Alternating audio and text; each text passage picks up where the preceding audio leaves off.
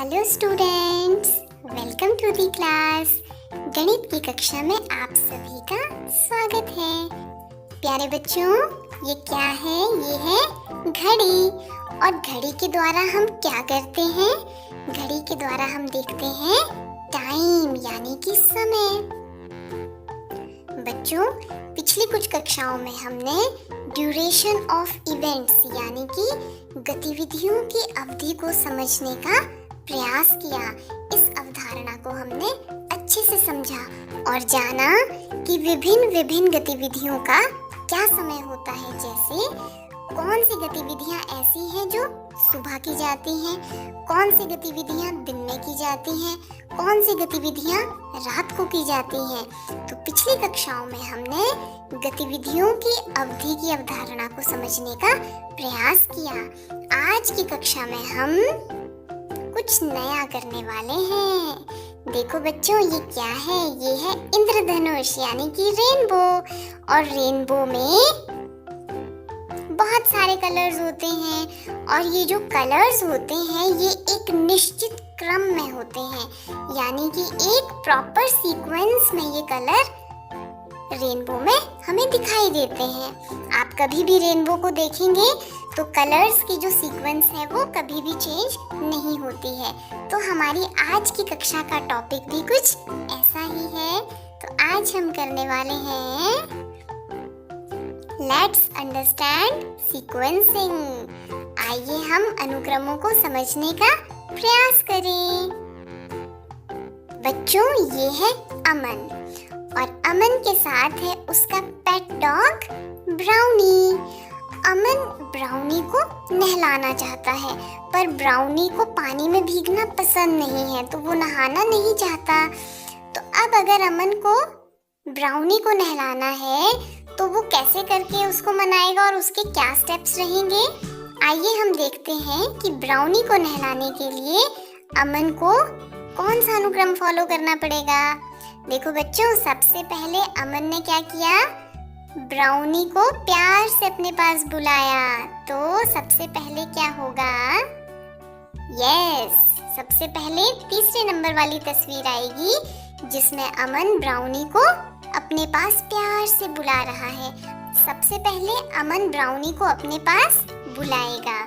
तो अमन ने ब्राउनी को अपने पास बुला लिया, इसलिए सबसे पहले कौन सी तस्वीर आएगी?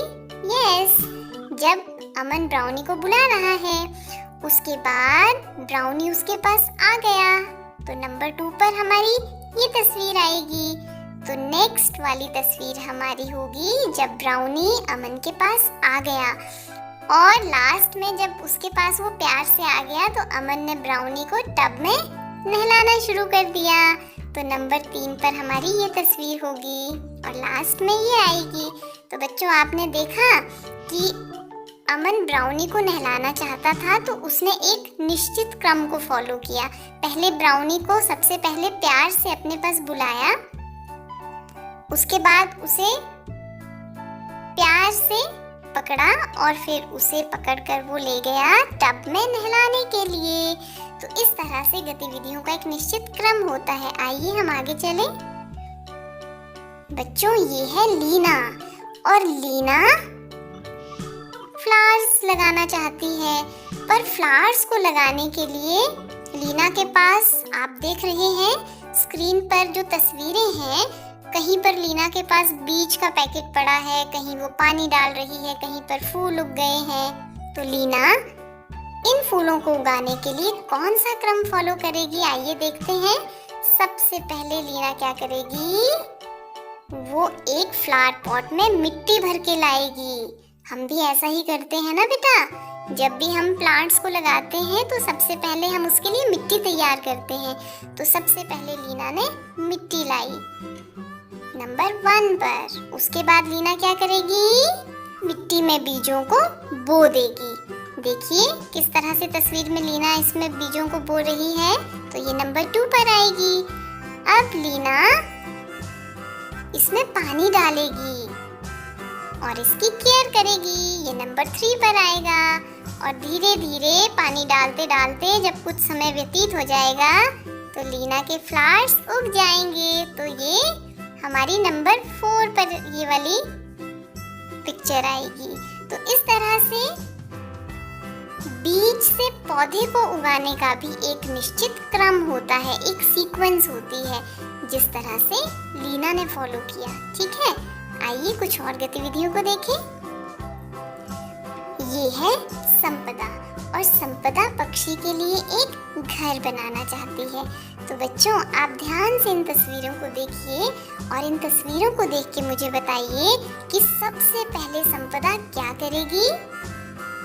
बिल्कुल सही, सबसे पहले संपदा सामान इकट्ठा करेगी और लकड़ी के टुकड़ों को कीलों की सहायता से और हथौड़े से उनको एक घर की शेप देगी। ठीक है, तो सबसे पहले ये तस्वीर आ गई, नंबर 1। उसके बाद संपदा क्या करेगी, जब उसका ये लकड़ी का जो ये घर है पक्षियों का, ये बनकर तैयार हो जाएगा तो उसमें वो पेंट करेगी। तो नंबर 2 पर हमारी ये तस्वीर आ गई।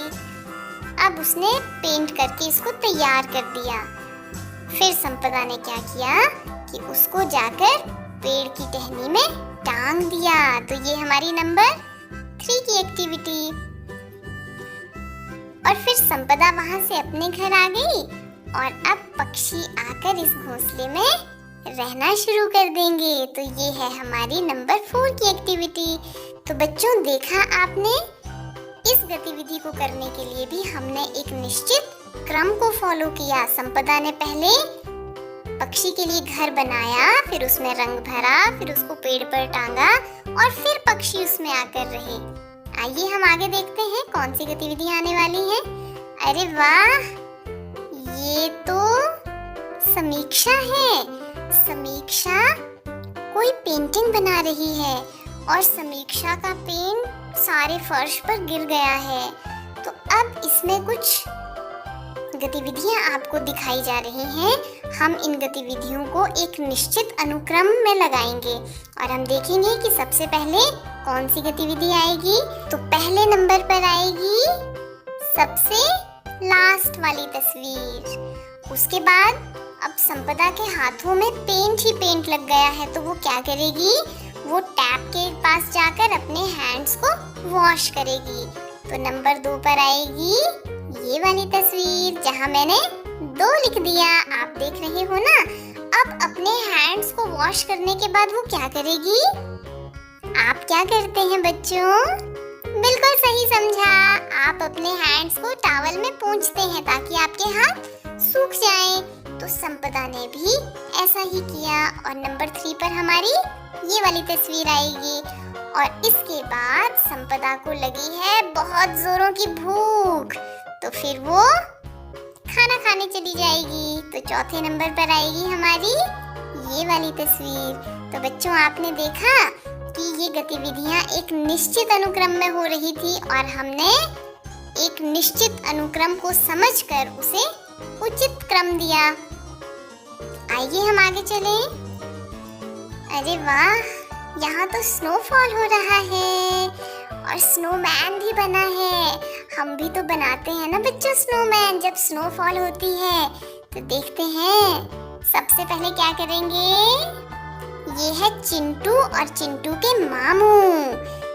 सबसे पहले क्या करेंगे, बर्फ को इकट्ठा करके उसके गोले बनाएंगे। तो नंबर 1 पर आएगी हमारी ये वाली तस्वीर, जहाँ पर चिंटू और उसके मामू मिलकर बर्फ के गोले बना रहे हैं।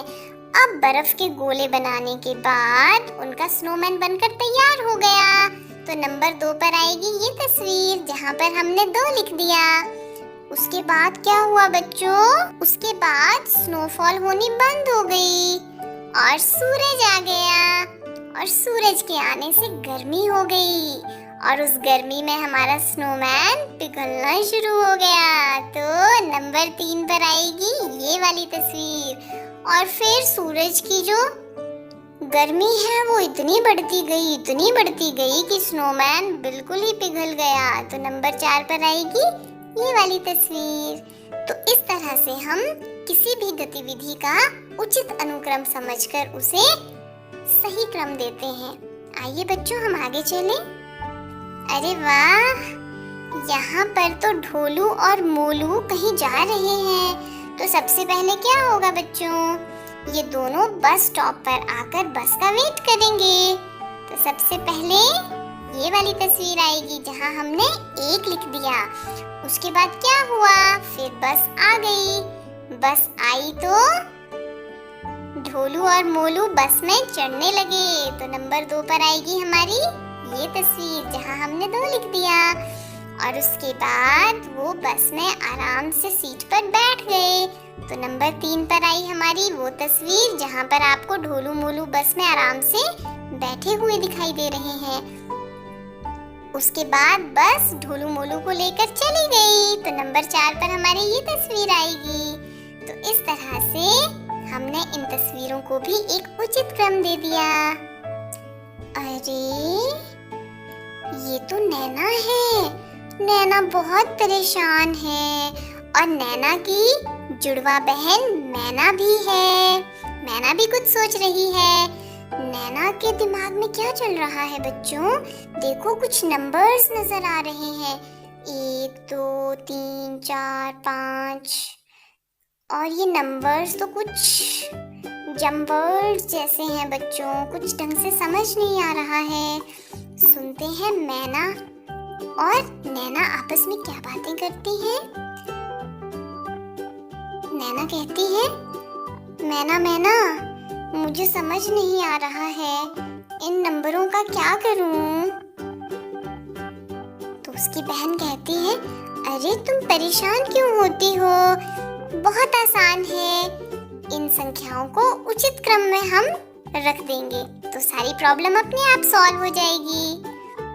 तो वो कहती है, अच्छा पर इन्हें कैसे रखना है मुझे समझ में नहीं आ रहा है। तो उसकी बहन उसे समझाती है, देखो सबसे पहले क्या आता है? सबसे पहले आता है 1, तो हम सबसे पहले लिख देंगे 1। उसके बाद क्या आता है? 2, तो हमने लिख दिया 2। फिर आया 3, उसके बाद 4 और फिर 5। तो बच्चों देखा आपने, मैना की बहन ने कितनी सूझबूझ से इन नंबर्स को एक प्रॉपर सीक्वेंस में रख दिया। तो हम नंबर्स को भी प्रॉपर सीक्वेंस में रख सकते हैं उनके उचित क्रम के अनुसार। जैसे 1 के बाद आता है 2, 2 के बाद 3, 3 के बाद 4, 4 के बाद 5। तो इस तरह से संख्याओं को भी उचित क्रम में लिखा जाता है। आगे चलिए बच्चों। अरे ये तो बहुत सारे बच्चे हैं और इन्होंने कुछ अल्फाबेट के कार्ड्स पकड़े हैं, पर ये सभी बच्चे कंफ्यूज हैं क्योंकि इन्हें समझ नहीं आ रहा है कि इन लेटर्स की क्या सीक्वेंस होगी। आइए बच्चों हम भी मिलकर इनकी हेल्प करते हैं। देखिए बच्चों क्या क्या लिखा है, D, A, E, B and C। तो सबसे पहले क्या आएगा? सबसे पहले आएगा A। Very good. अब आप ध्यान से सोचकर बताइए कि A के बाद क्या आता है? बिल्कुल सही, A के बाद आता है B और B के बाद आएगा C। C के बाद आता है D और D के बाद आएगा E। तो बच्चों ये जो अल्फाबेट थे इनकी प्रॉपर सीक्वेंस इस तरह से थी जिस तरह से हमने इन अल्फाबेट को एक उचित क्रम में लगाया है। जैसे A के बाद आता है B, B के बाद आता है C, C के बाद आता है D और D के बाद आता है E। और इस तरह से ये अल्फाबेट एक प्रॉपर सीक्वेंस में लग गए। प्यारे बच्चों, आज की कक्षा में हमने जाना कि प्रत्येक गतिविधि का एक उचित अनुक्रम होता है और उस अनुक्रम को समझकर हम उन्हें उचित क्रम में रखते हैं। तो आज की कक्षा में इतना ही। कल हम इसी समय फिर से मिलेंगे। तब तक के लिए बाय बाय बच्चों।